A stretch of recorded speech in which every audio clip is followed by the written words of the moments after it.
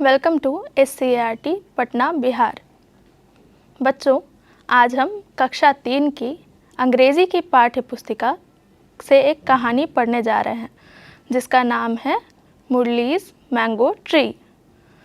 जैसा कि आप स्क्रीन पर देख पा रहे हैं, हमारे सामने में एक बड़ा सा पेड़ दिखाई दे रहा है जिस पर कई सारे क्या लगे हुए हैं? आम। बिल्कुल सही। जैसा कि हम देख पा रहे हैं, इस पेड़ पर बहुत सारे आम लगे हुए हैं। तो बच्चों, कहानी पढ़ने से पहले आप लोग मुझे ये बताइए कि आपने कौन कौन से फल खाए हैं। आपने कई सारे फल खाए होंगे, जैसे केला, अनार, नारंगी इत्यादि। तो चलिए, अब हम आपको स्क्रीन पर कुछ पिक्चर्स दिखा रहे हैं, फ़ोटोज़ दिखा रहे हैं और आप उन्हें पहचान कर बताइए कि वे कौन से फल हैं। तो बताइए बच्चों, ये कौन सा फल है? बिल्कुल सही, आपने बिल्कुल सही पहचाना। यह क्या है? सेब। सेब, जिसे हम इंग्लिश में एप्पल कहते हैं। APPLE, Apple. एप्पल मीन्स सेब। चलिए, अब आप अगले फल को पहचान कर बताइए। बिल्कुल सही, ये है एक केला। केले को हम इंग्लिश में क्या कहते हैं? बनाना। BANANA, बनाना। बनाना मीन्स केला। चलिए देखते हैं अब आप तीसरे फल को पहचान पाते हैं या नहीं।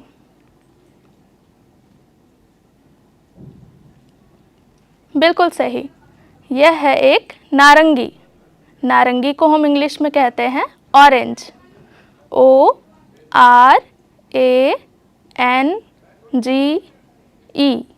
ऑरेंज।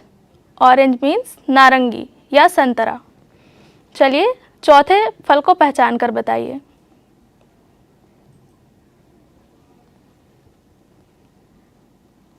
जी हाँ, ये है एक नाशपाती। नाशपाती को हम इंग्लिश में कहते हैं पियर। PEAR, पियर। चलिए अब हम अगले फल की ओर बढ़ते हैं। बताइए बच्चों, ये क्या है?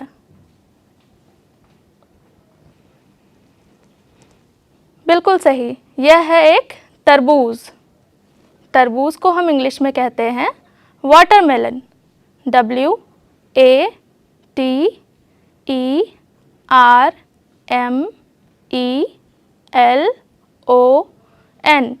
वाटरमेलन। वाटरमेलन मीन्स तरबूज। बहुत अच्छे। अब हम एक बार देख लेते हैं कि हमने कौन से 5 फलों के नाम याद किए हैं। सबसे पहला फल जो हमने पहचाना है वो था एप्पल। एप्पल मीन्स सेब। अगला फल जो हमने देखा था वो है बनाना। बनाना मीन्स केला। तीसरा फल जो हमने देखा था वो क्या है बच्चों? वो है ऑरेंज। ऑरेंज मीन्स नारंगी या संतरा। चौथा फल जो हमने देखा था वो है पियर। पियर मीन्स नाशपाती। और आखिरी फल जो हमने देखा था वो है तरबूज। तरबूज को हम वाटरमेलन कहते हैं। अरे वाह बच्चों, आपने तो सारे फलों को सही सही पहचान लिया। चलिए अब ये बताइए कि फलों का राजा हम किसे कहते हैं? क्या आपको पता है कि फलों का एक राजा भी होता है? चलिए आगे देखते हैं कि फलों का राजा हम किसे कहते हैं। जैसा कि आप लोग पहचान सकते हैं, आम ही फलों का राजा कहलाता है। तो चलिए अब ये बताइए कि आपको आम खाना पसंद है? मुझे भी आम खाना बहुत पसंद है। आम को इंग्लिश में मैंगो कहा जाता है। MANGO, mango. चलिए बच्चों, अब आप मुझे ये बताइए कि आम का रंग कैसा होता है?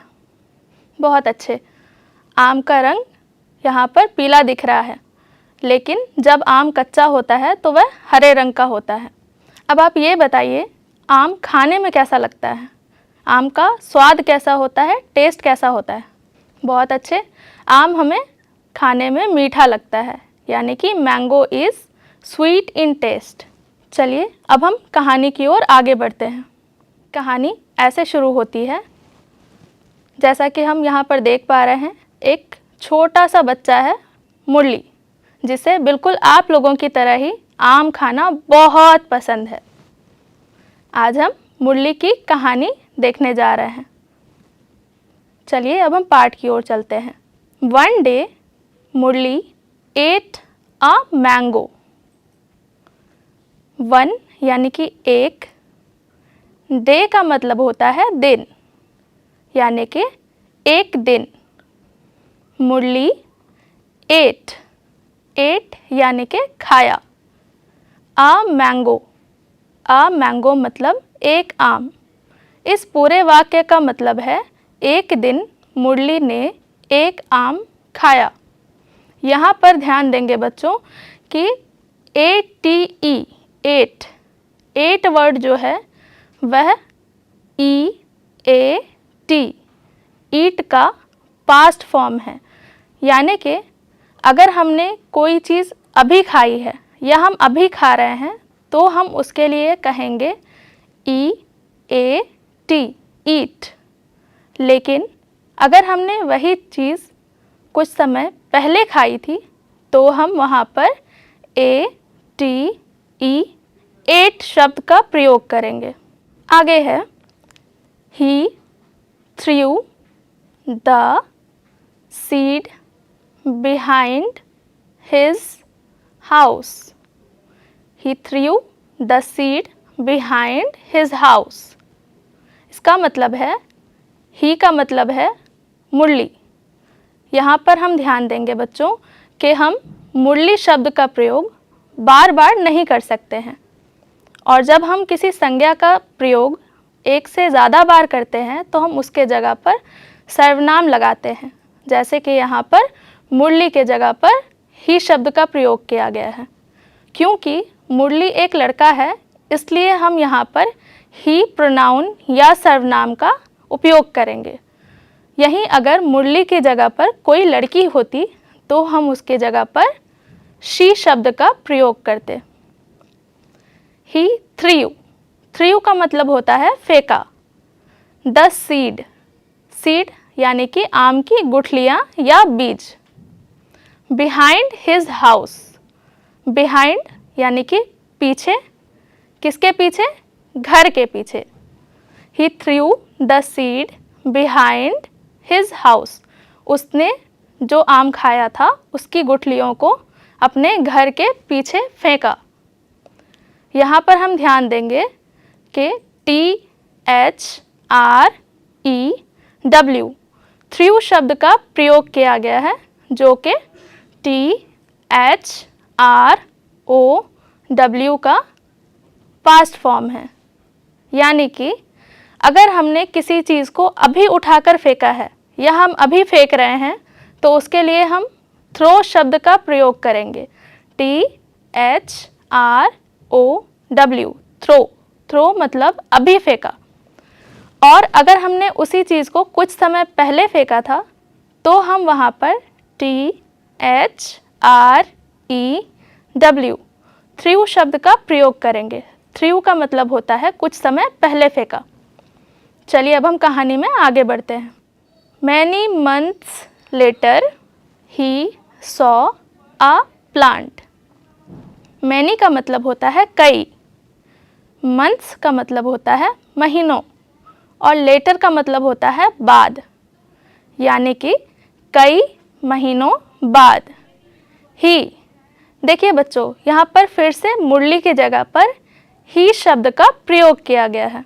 सॉ यानी कि देखा, अ प्लांट मतलब एक पौधा। कई महीनों बाद उसने एक पौधा देखा। जैसा कि हम यहाँ पर चित्र में भी देख पा रहे हैं, मुरली खुशी से उछल रहा है क्योंकि उसने जो आम की गुठलियाँ फेंकी थी वो अब पौधा बन चुकी हैं। यहाँ पर ध्यान देने वाली बात यह है कि SAW, सॉ शब्द का प्रयोग किया गया है। सॉ का मतलब होता है देखा। सॉ जो शब्द है वह सी का पास्ट फॉर्म है। SEE, सी मतलब जो हम अभी देख रहे हैं।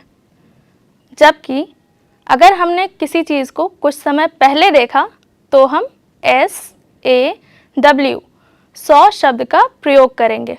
चलिए अब हम कहानी में आगे बढ़ते हैं। He watered the plant every day. He यहाँ पर मुरली के लिए प्रयोग किया गया है। वाटर्ड यानी कि पानी डालना, द प्लांट यानी कि पौधे को, एवरी डे का मतलब होता है प्रतिदिन या हर दिन। इस पूरे वाक्य का मतलब है कि मुरली ने उस पौधे को प्रतिदिन पानी डाला, जैसा कि हम चित्र में भी देख सक रहे हैं कि मुरली पौधे को पानी डाल रहा है।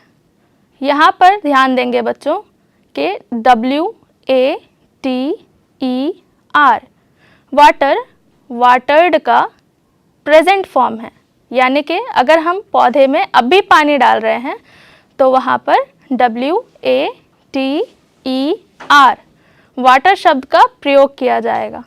जबकि अगर हमने पौधे को कुछ समय पहले पानी डाला था तो वहाँ पर WATERED,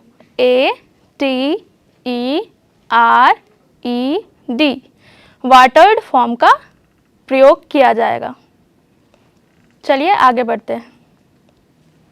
the plant grew into a big mango tree, यानी कि जो प्लांट था, जो पौधा था, द प्लांट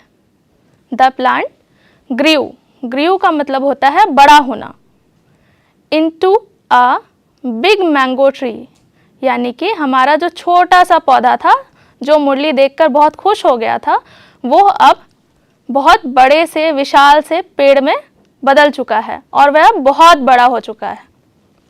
यहाँ पर ध्यान देने वाली बात यह है GREW, ग्रीव शब्द का प्रयोग किया गया है। ग्रीव का मतलब है बड़ा हो गया, यानी कि वह कुछ समय पहले बड़ा हो चुका था। यदि हमें अभी बताना है कि कोई चीज़ अभी बड़ा हो रहा है तो हम वहाँ पर GROW, ग्रो का प्रयोग करेंगे। ग्रो का मतलब होता है बड़ा होना। Every summer many mangoes grow on it, every यानी कि हर या प्रति, समर का मतलब होता है गर्मी का मौसम। हर गर्मी के मौसम में मैनी यानी कि बहुत सारे या कई, मैंगोज़ हमें पता है, यहाँ पर चित्र में हम देख पा रहे हैं मैंगोज़ मतलब आम। ग्रो ऑन इट यानी कि उस पर उगते हैं। किस पर? हम अभी किसकी बात कर रहे थे? हम अभी आम के पेड़ की बात कर रहे थे। Every summer many mangoes grow on it, यानी कि हर गर्मी के मौसम में उस आम के पेड़ पर कई आम के फल उगते हैं, जैसा कि हम चित्र में देख पा रहे हैं, है ना। यहाँ पे कितने सारे आम लगे हुए हैं। Murali and his friends eat them, Murali और उसके दोस्त उन्हें खाते हैं। मुरली एंड का मतलब होता है और, हिज फ्रेंड्स यानी कि मुरली के दोस्त, ईट यानी कि खाते हैं। किन्हें? बताइए बच्चों, चित्र में देखकर बताइए कि मुरली और उसके दोस्त क्या खा रहे हैं। वे आम खा रहे हैं, है ना। चलिए आगे बढ़ते हैं। Now Murli has become old, now मतलब अब, मुरली जो था हमारा हैज़ बिकम ओल्ड, यानी कि हमारा जो छोटा सा मुरली था वो अब बड़ा हो चुका है, और बड़ा ही नहीं, वह अब बूढ़ा हो चुका है ना, जैसा कि हम यहाँ पर देख पा रहे हैं। But the tree gives mangoes even today, but मतलब होता है लेकिन, द ट्री जो हमारा पेड़ था आम का, गिव्स मैंगोज वह आज भी आम देता है। इवन टुडे मतलब आज भी। जो हमारा छोटा सा आम का पौधा उगा था वह अब बड़ा पेड़ बन चुका था, है ना, और मुरली जो छोटा सा बच्चा था वह भी बूढ़ा हो चुका था। लेकिन मुरली का जो आम का पेड़ था वह आज भी आम उगाता है, उस पर आज भी गर्मी के मौसम में आम आते हैं। Murali's children also eat the mangoes. Murali's children यानी कि मुरली के बच्चे, ऑल्सो ईट द मैंगोज यानी कि मुरली के बच्चे आम खाते हैं। कौन से आम? जो मुरली के पेड़ पर उगते हैं। जैसा कि हम चित्र में देख पा रहे हैं कि मुरली अब बड़ा हो चुका है, बूढ़ा हो चुका है ना, और वहाँ पर उसके दो छोटे छोटे बच्चे दिख रहे हैं और वो लोग उस पेड़ से आम तोड़ रहे हैं। तो बच्चों, हमने आज मुरली की कहानी देखी। एक बार हम कहानी को दोबारा से दोहराते हैं, आप भी मेरे साथ दोहराइए। सबसे पहले हमने देखा 5 फलों के नाम जो थे एप्पल यानी कि सेब, अगला था बनाना यानी कि केला, तीसरा फल जो हमारा था वह था ऑरेंज यानी कि नारंगी, चौथा फल हमारा था पियर यानी कि नाशपाती, और आखिरी फल जो हमारा था वह था वाटरमेलन यानी कि तरबूज। इसके बाद हमने 5 फलों के नाम देखे थे और उसके बाद हमने मुरली की कहानी सुनी थी, जिसमें कि मुरली एक छोटा सा बच्चा था और उसे आम बहुत पसंद था।